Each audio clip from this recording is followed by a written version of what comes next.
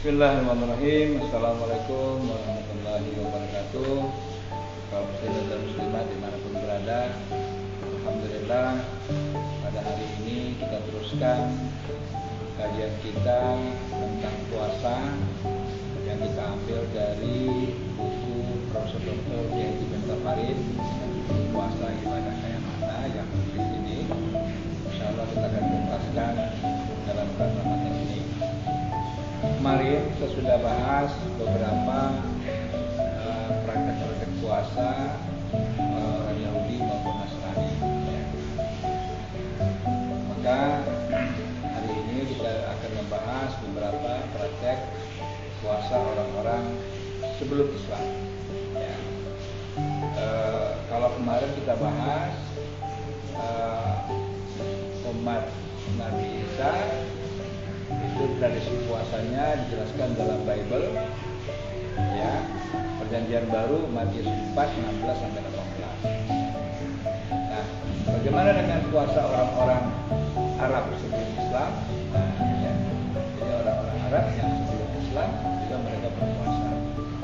Di antaranya mereka berpuasa pada hari Asyura. Ya. Setelah Rasulullah datang ke Madinah, beliau melihat orang-orang Yahudi berpuasa pada hari Asyura, ya, yang dimaksudkan sebagai peringatan atas selamatnya Nabi Musa dari kejaran Firaun.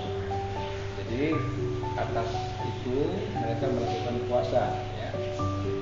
Nah, jadi karena memang selamatnya Nabi Musa atas kejaran Firaun itu bertepatan dengan Asyura.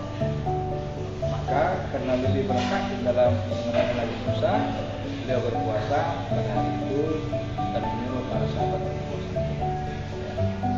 Jadi ini kita lihat bagaimana orang-orang Arab sebelum Islam berpuasa. Bahasa-bahasa primitif yang tidak terjangkau oleh dakwah tiga agama besar, Yahudi, Nasrani, dan Islam, pun ternyata berpuasa juga. Bangsa Mesir kuno misalnya biasa melakukan puasa pada hari-hari besar mereka, sebagaimana kebiasaan para tokoh dan dukun bangsa Mesir melakukan puasa 7 hari sampai 6 minggu setiap tahun. Jadi orang-orang Mesir kuno itu biasa berpuasa 7 hari sampai 6 minggu setiap tahun. Jadi kira-kira 7 seminggu sampai 1,5 bulan. Ya. Bangsa Cina melakukan puasa pada hari-hari besar mereka dan pada hari-hari tertentu yang dianggap sebagai hari malapetaka. Ini bangsa Cina. Mereka berpuasa ketika ada anggota keluarganya meninggal. Jadi ketika ada malapetaka atau musibah mereka berpuasa. Sebagian orang Cina yang tinggal di Tibet bahkan terpantang makan selama 24 jam terus-menerus tanpa berhenti. Sampai-sampai mereka tidak mau menelan ludahnya sendiri. Ini orang Tibet, cara berpuasa mereka. Bangsa Yunani mengambil tradisi puasa dari bangsa Mesir kuno. Mereka mewajibkan puasa. Mereka berpuasa pada sebelum musim bunga dan setelah dan sebelum musim panen. Sebagian mereka berpuasa beberapa hari berturut-turut sebelum berangkat menuju ke medan perang supaya memperoleh kemenangan. Ya. Jadi semacam ada ritual sebelum perang berpuasa dulu agar menang. Ya. Bangsa Romawi dan Persia juga demikian. Dalam agama Hindu, pengikut Brahma melakukan puasa selama 24 hari setahun. Atau 40 hari berturut-turut disertai dengan bacaan-bacaan kitab suci mereka. Ini agama Hindu. Pengikut Wisnu sangat berlebihan dalam puasanya.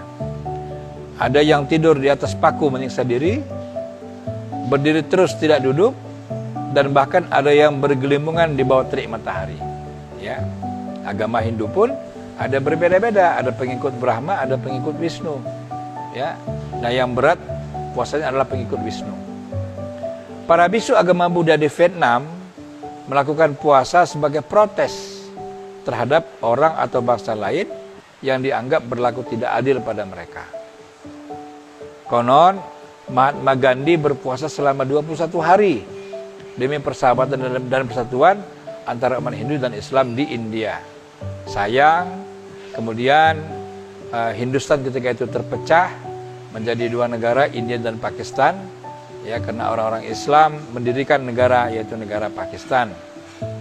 Kemudian Pakistan Timur pada tahun 71 misalkan jadi namanya Bangladesh. Yang tadinya itu negara Hindustan menjadi 3 negara, India, Pakistan, dan Bangladesh. Dalam masyarakat Jawa kuno, tradisi puasa sangat terkenal. Seakan-akan puasa sudah menjadi keakraban hidup mereka. Ya, ini Jawa kuno, ya. Beberapa istilah membuktikan ini. Ada puasa mutih. Nah, ya. Puasa mutih ini hanya memakan jenis makanan yang berwarna putih. Misalnya nasi putih, garam, putih telur, dan lainnya. Ada puasa ngerowot atau berakah, yaitu menghindari makan nasi putih dan umumnya hanya memakan dedaunan, ketela atau jagung. Ini Jawa kuno, ya. Ada puasa pati geni. Nah, pati geni ini berdiam di ruangan tertutup yang gelap gulita dengan tidak makan dan minum yang umumnya dilakukan selama 3 hari 3 malam. Nah, ya. Namanya puasa pati geni. Ya. Ada pula istilah puasa ngalong yang berarti tidak makan minum dengan menggelantungkan diri pada batang pohon di alam bebas. Nah, ya, jadi ada banyak nih istilah dalam puasa dalam Jawa kuno nih, ya. Ada puasa mutih, puasa ngerowot, puasa pati geni, puasa ngalong, ya. Nah, terlepas dari sekian banyak tujuan dan latar belakang umat-umat dan bangsa-bangsa terdahulu berpuasa, tampaklah bahwa puasa merupakan ajaran universal, ya, ajaran yang menyeluruh. Setiap bangsa, setiap agama melaksanakan puasa. Puasa seperti menjadi kebutuhan naluri, bahkan kebutuhan fitrah manusia. Uraian di atas menunjukkan tradisi puasa didapati telah ada sejak lama. Bahkan sejarahnya sangat tua, setua umur manusia itu sendiri, ya. Jadi sejak adanya manusia sudah ada puasa. Hanya saja puasa dalam Islam konsep dan juklaknya lebih konkret, ya, dan lebih elegan, ya. Nah, ungkapan faktual bahwa umat-umat dahulu baik yang sudah maju maupun yang masih terbelakang biasa melakukan puasa sejak lama, ini bisa kita tarik hikmahnya bahwa umat Islam yang kini telah tengah dibebani kewajiban puasa sebulan penuh di bulan Ramadan ini, seyogyanya menyambut tugas mulia ini dengan lapang dada dan lega hati, ya. Jadi ini merupakan ajaran baru, ya. Puasa ini adalah dari dulu-dulu sudah dipraktekkan, tapi dalam Islam itu menjadi khas, ya. Apalagi menjadi kewajiban ada dalam rukun Islam, ya. Tradisi puasa para nabi dan umat-umat mereka dahulu yang kini dilestarikan oleh agama Islam membuktikan agama yang dibawa oleh Nabi Muhammad SAW ini merupakan penerus yang murni dan konsekuen dari ajaran-ajaran para nabi itu. Dan semakin jelaslah bahwa agama Islam benar-benar sejalan dengan fitrah manusia. Ini sebagaimana dalam surat Ar-Rum ayat 30, ya. Nah, di sini Allah berfirman, Ar-Rum ayat 30, A'udzubillahi minasyaitonirrajim. Bismillahirrahmanirrahim. Fa'aqim wajhaka lid-dini hanifa fitratallahi allati fataran nasa 'alaiha la tabdila li khalqillah dzalikad dinul qayyim walakinna aktsaran nasi la ya'lamun. Maka hadapkanlah wajahmu dengan lurus kepada agama Islam sesuai fitrah Allah, disebabkan Dia telah menciptakan manusia menurut fitrah itu. Tidak ada perubahan pada ciptaan Allah. Itulah agama yang lurus, ya. itulah agama yang lurus.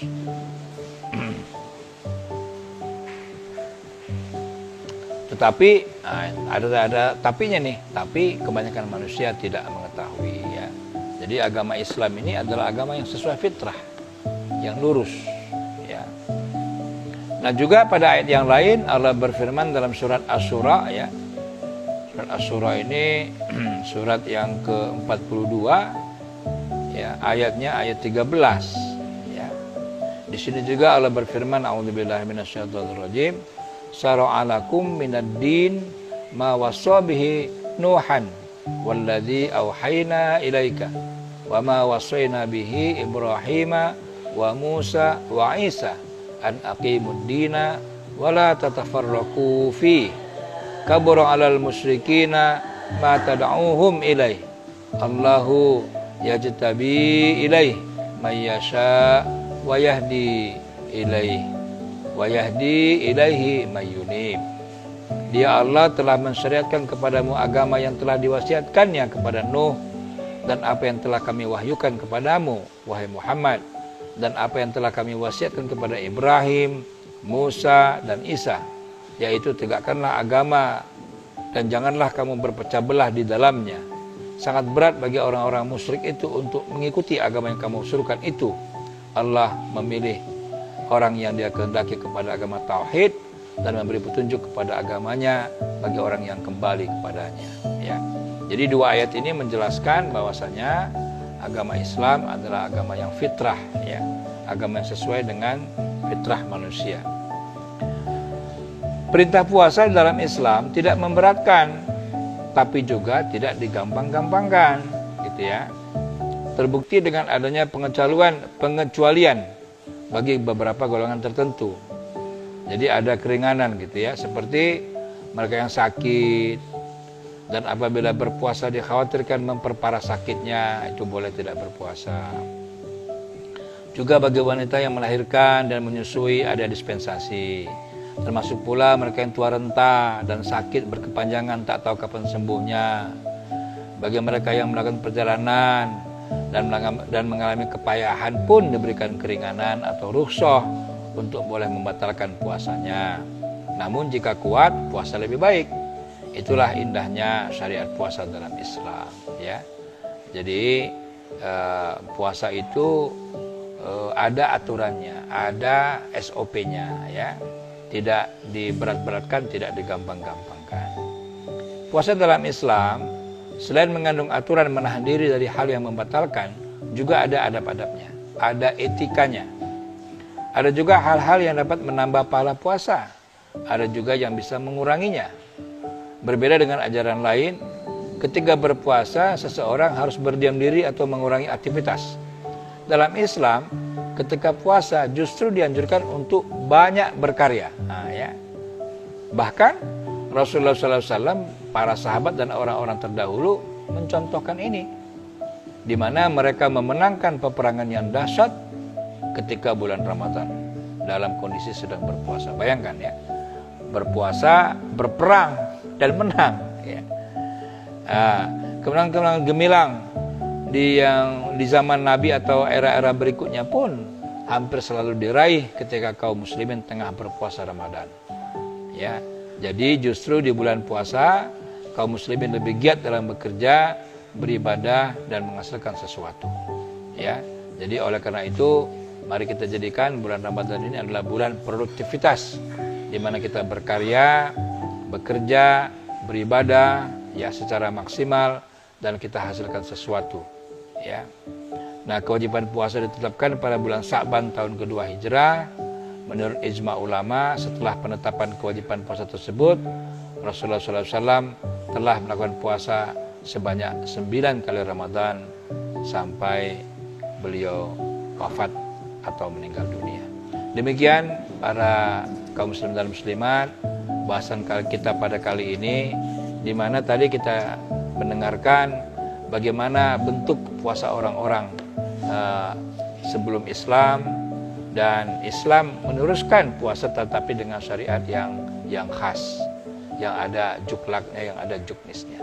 Oleh karena itu, mari kita terus bersemangat dalam menjalankan ibadah puasa kita di bulan Ramadan ini sampai nanti Syawal, ya, sampai nanti Ramadan berakhir. Demikian, Assalamualaikum warahmatullahi wabarakatuh.